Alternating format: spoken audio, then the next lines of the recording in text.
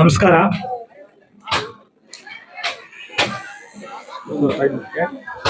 ವೇದಿಕೆ ಮೇಲೆ ಇರುವಂತ ಎಲ್ಲ ಗಣ್ಯರೇ ಮತ್ತು ಮೈಲಾಪುರದ ಗ್ರಾಮಸ್ಥರೇ ಮತ್ತು ಸುತ್ತಮುತ್ತಲಿನ ಎಲ್ಲ ಉರುಸು ಕಾರ್ಯಕ್ರಮಕ್ಕೆ ಆಗಮಿಸಿರುವ ಎಲ್ಲ ಅಕ್ಕ ತಂಗಿರಿ, ಅಣ್ಣ ತಮ್ಮಂದರೆ,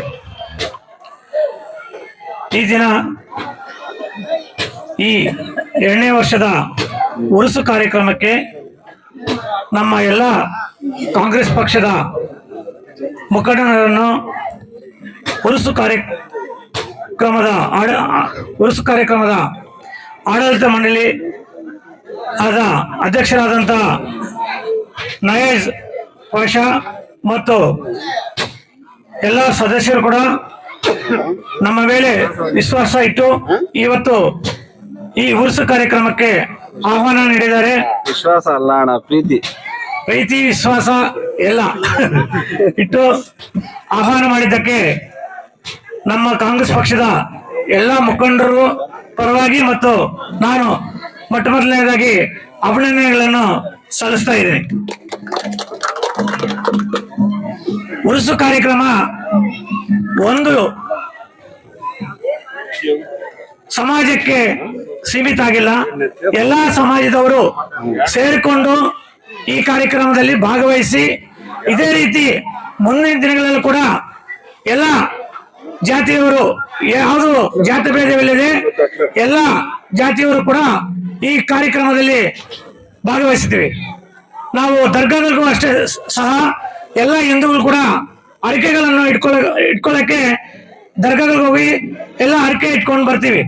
ಅದು ಒಂದು ನಂಬಿಕೆ, ಮೊದಲಿಂದನೂ ಒಂದು ನಂಬಿಕೆ ಇದೆ. ಅದೇ ರೀತಿ ಈ ಕಾರ್ಯಕ್ರಮ ಯಶಸ್ವಿ ಆಗಕ್ಕೆ ಎಲ್ಲರೂ, ಎಲ್ಲ ಜಾತಿಯವರು ಸೇರಿ ಈ ಕಾರ್ಯಕ್ರಮದಲ್ಲಿ ಪಾಲ್ಗೊಂಡು ಯಶಸ್ವಿ ಮಾಡಿ ಹಿಂಗೆ ಮುಂದಿನ ದಿನಗಳಲ್ಲಿ ಕೂಡ ಈ ಕಾರ್ಯಕ್ರಮವನ್ನು ಇದೇ ರೀತಿ ಮುಂದುವರಿಸಬೇಕಂತ ನನ್ನ ಅನಿಸಿಕೆ. ಹಾಗೆ ಅವಾಗಲೇ ನಮ್ಮ ಹುಸೇನ್ ಸರ್ ಹೇಳಿದ್ರು ಹೆಲ್ಮೆಟ್ ಕಾರ್ಯಕ್ರಮ ಇದೆ ಅಂತ.